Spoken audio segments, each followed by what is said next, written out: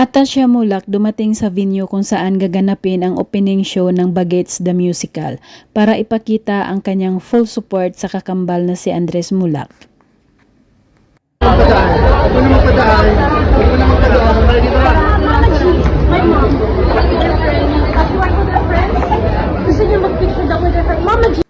Ang Bagets the Musical opening ay ginanap sa Newport Performing Arts Theater na dinaluhan ng marami at halos puno ang lahat ng mga upuan nito dahil sobrang excited sila sa bagong show.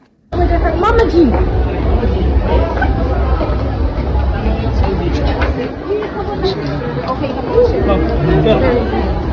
Sorry.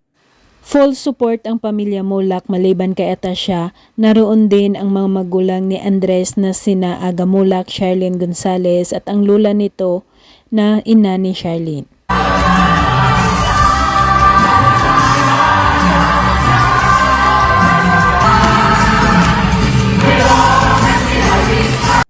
Habang pinapanood nila si Andres sa stage habang sumasayaw, walang tigil naman ang pag-cheer ng kanyang kambal na si Atasha at ang mami na si Charlene at napasayaw din.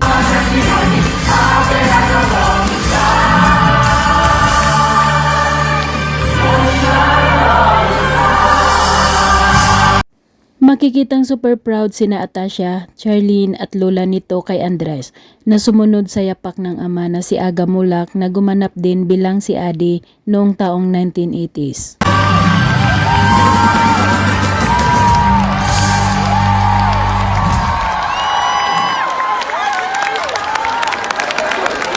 Halata ang saya ni Andres habang humahataw ito ng sayaw sa stage kasama ang kanyang mga kapwa Bagets team at nakasuot silang lahat ng tuga habang nagpe-perform.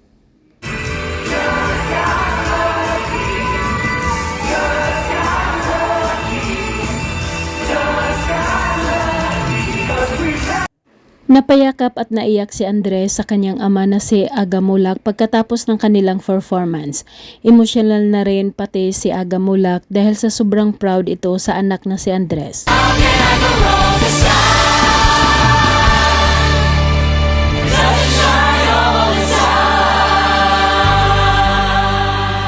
Naging matagumpay ang opening ng Bagets the Musical.